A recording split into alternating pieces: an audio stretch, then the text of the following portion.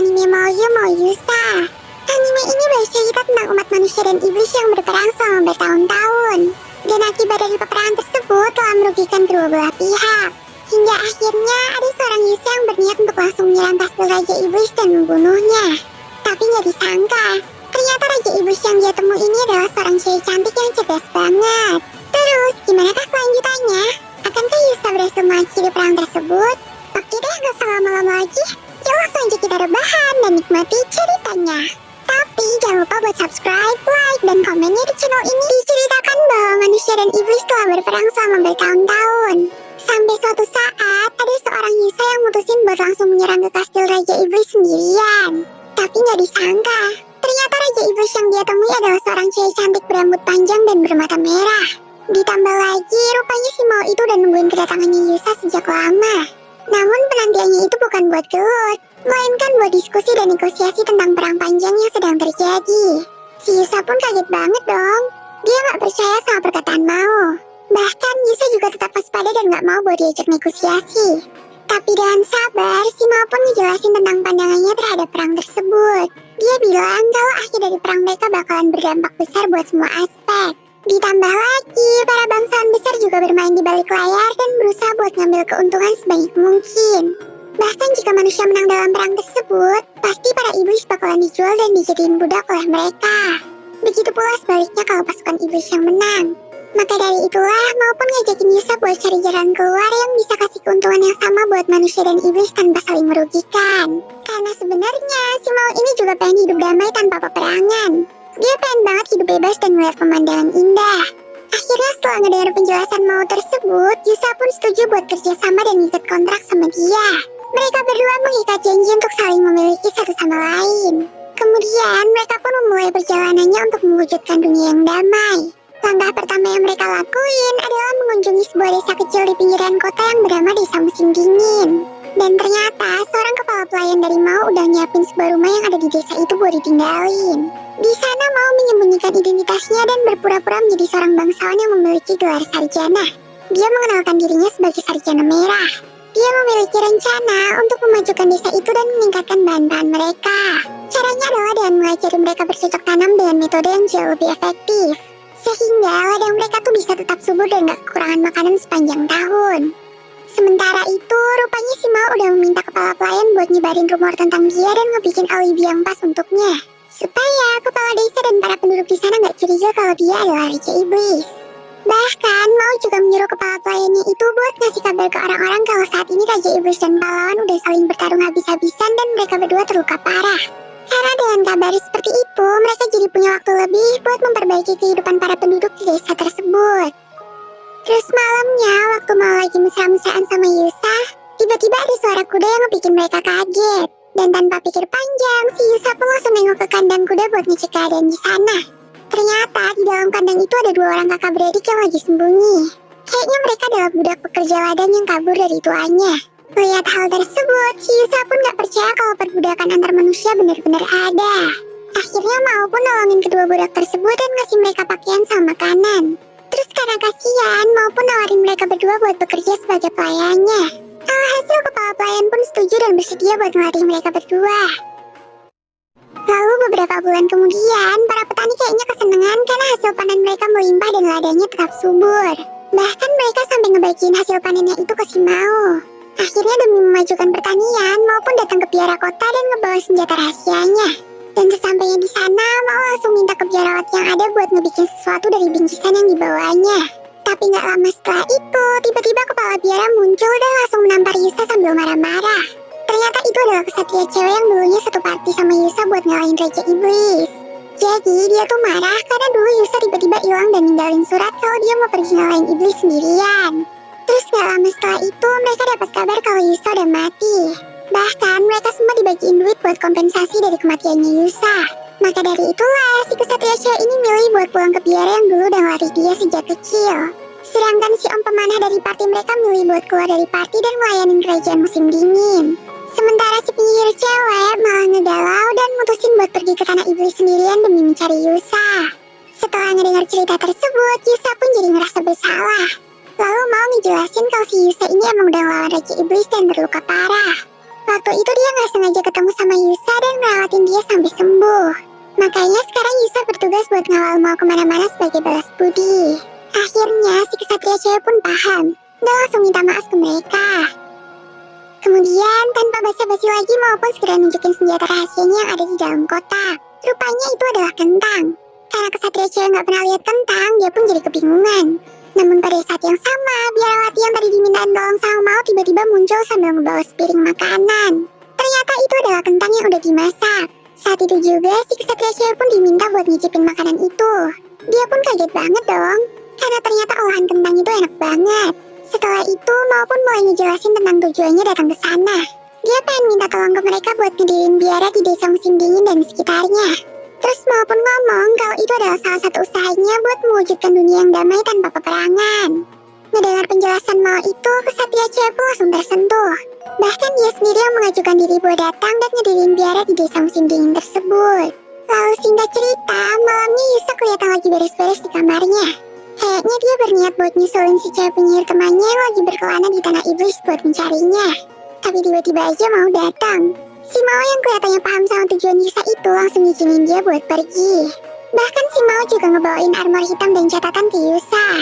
Si Mao ini nyuruh Yusa buat pura-pura jadi kesatria iblis dengan menggunakan armor itu dan ngebasmi pemberontak yang ada di pasukan iblis. Dan apabila si Yusa butuh bantuan, dia juga ngasih catatan resmi tentang jenderal-jenderal iblis terpercaya yang bisa dimintain tolong. Setelah itu, tanpa basa-basi lagi, Yusa pun langsung pergi dengan skill teleportnya.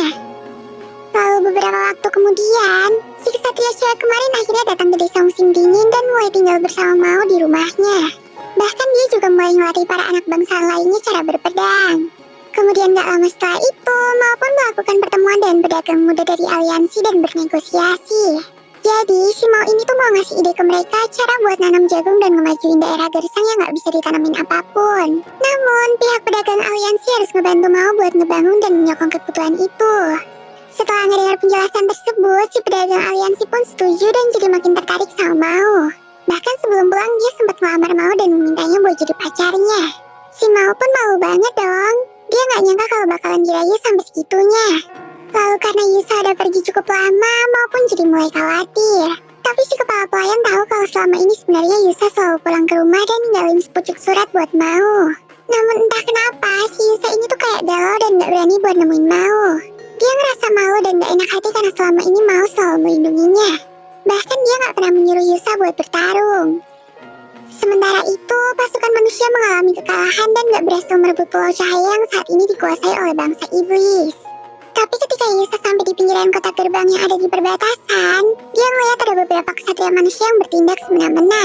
Bahkan Yusa juga sempat nyelamatin seorang cewek iblis yang hampir diselebel-selebel sama para kesatria manusia. Berkat hal itu, Yusa pun jadi dapat info tentang kondisi dan situasi di kota tersebut dari iblis cewek tadi.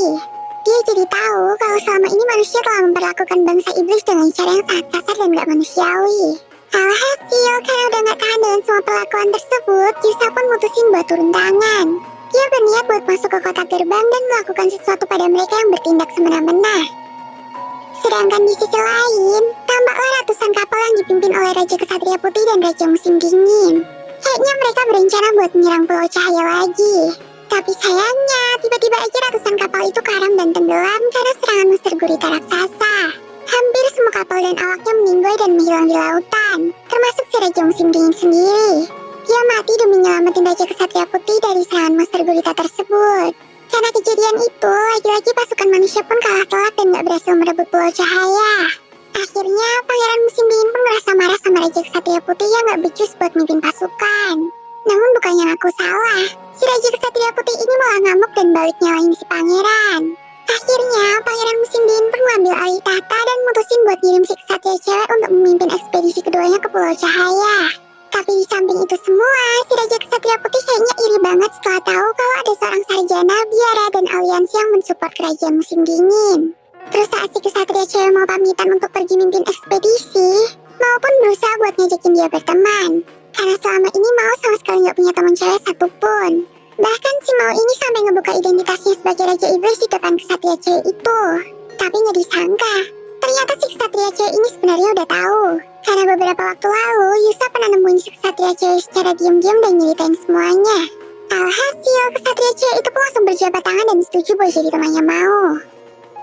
Terus singkat cerita, setelah 1 tahun berpisah, akhirnya Yusa pun datang dan nemuin Mao. Dan tanpa basa-basi lagi, mereka berdua pun langsung mesra-mesraan dan berdansa bersama. Lalu dalam pertemuan singkat itu, Yusa pun berjanji kalau dia bakalan ngebantu Mao sekuat tenaga agar bisa ngewujudin mimpinya. Setelah itu, Yusa pun langsung hilang lagi dan kembali ke medan pertempuran. Besoknya, tampaklah si Mao dan kakak pelayan yang lagi ngomongin soal perang. Dan si kakak pelayan ini bilang kalau dia tuh pengen banget buat hidup damai dan bahagia tanpa adanya peperangan. Terus si Mao pun ngejelasin kalau perang itu bisa berakhir asalkan manusia dan iblis mau menerima satu sama lain dan gak saling berselisih. Sedangkan di sisi lain, Yusa lagi ngerjain para prajurit manusia yang ada di kota gerbang. Dia memanfaatin peri yang jadi teman-temannya buat ngebikin prajurit-prajurit itu berhalusinasi dan melihat hal-hal yang seram. Akhirnya gara-gara hal itu, para prajurit yang ada pun jadi ketakutan dan menggila. Kemudian kita diperlihatkan Mao yang lagi mengunjungi pasukan Raja Musim Dingin dan kesatria cewek. Di sana dia berjanji bakalan ngebantuin mereka buat ngedapetin Pulau Cahaya. Dan setelah itu pasukan Raja Musim Dingin pun langsung ngebangun jembatan dari es untuk menyerbu pulau tersebut. Terus tanpa basa-basi lagi, si kesatria cewek pun langsung memimpin para pasukan buat menyerang. Dan ternyata kerajaan Musim Dingin berperang demi dapetin Pulau Cahaya agar jalur perdagangan mereka bisa terbuka. Dan begitu perekonomian mereka pun bisa menjadi semakin baik dan stabil. Namun tiba-tiba aja, di tengah-tengah pertarungan tersebut muncullah cumi-cumi raksasa yang langsung menyerang para pasukan. Para pasukan iblis juga muncul dan langsung menyerbu. Tapi tampaknya pasukan yang dipimpin oleh kesatria cewek itu berhasil menang dan menekan para pasukan iblis. Kemudian mereka pun langsung ngadain rapat dan ngomongin strategi buat ngalahin Jenderal S. Dan gak disangka, saat itu juga Yusa muncul sambil ngebawa bala bantuan dari kota gerbang. Alhasil kekuatan tempur mereka pun jadi bertambah. Namun sayangnya keadaan di medan perang semakin memanas. Para pasukan iblis yang gede-gede muncul dan ngeratain semua prajurit. Lalu tiba-tiba aja ada seorang iblis raksasa yang ngaku sebagai Jenderal S. Untungnya saat itu juga si kesatria cewek langsung turun tangan buat melawan iblis tersebut. Pertarungan sengit pun dimulai. Si Jenderal S ngeluarin jurus andalannya, tapi dengan mudah kesatria cewek berhasil menghindarinya. Sampai akhirnya Jenderal S pun mengakui kemampuan kesatria cewek itu dan ngeluarin ulti terkuatnya. Namun lagi-lagi si kesatria cewek ini bisa menangkis serangan tersebut. Dan dengan satu serangan telak, si kesatria cewek berhasil ngalahin Jenderal S itu. Para prajurit yang lihat aksinya pun langsung kesenengan. Akhirnya mereka bisa merebut Pulau Cahaya dari genggaman Jenderal Iblis. Lalu malamnya, Raja Musim Dingin pun ngerayain kemenangan mereka. Bahkan dia juga ngasih gelar penghargaan kepada Mao dan kesatria cewek atas kontribusinya. Sedangkan di tempat lain, tampaklah Yusa yang lagi menyendiri. Terus si Om Pemanah pun datang dan ngomong ke dia untuk gak menyembunyikan kekuatannya. Karena menurut si Om Pemanah, dengan kekuatannya yang overpower itu harusnya Yusa ikut andil dalam peperangan tersebut. Kemudian besoknya, Yusa pun balik ke kota gerbang lagi sebagai kesatria hitam. Dan tiba-tiba aja si Putri Naga datang dan langsung ngumumin kalau dia adalah calon istrinya. Ngedengar hal tersebut si Yusa pun langsung kaget banget dong. Lalu singkat cerita, akhirnya Mao pun mutusin buat ngajak Yusa dan kakak pelayan ke negara besi. Dia pengen nunjukin mesin cetak yang baru aja dibuatnya. Dan Mao juga bilang kalau mesin itu adalah senjata terbarunya. Terus malamnya, Mao pun pamit ke Yusa dan kesatria cewek kalau dia tuh harus balik ke dunia iblis untuk sementara waktu. Mao perlu mempertahankan kekuatannya dan mengikuti upacara yang akan memperkuat posisinya di dunia iblis. Kemudian selama Mao pergi, si kakak pelayan ini bertugas buat ngegantiin posisinya di sana. Dia dikasih sebuah cincin sihir yang bisa merubah penampilannya jadi mirip kayak Mao. Sementara di sisi lain, kita diperlihatkan Raja Kesatria Putih yang lagi nyusun rencana jahat sama Komandan Kesatria. Mereka berdua berniat buat menyerang kerajaan Musim Dingin dan menjatuhkannya. Soalnya mereka ini tuh gak suka banget saat melihat kemakmuran yang dimiliki oleh kerajaan Musim Dingin.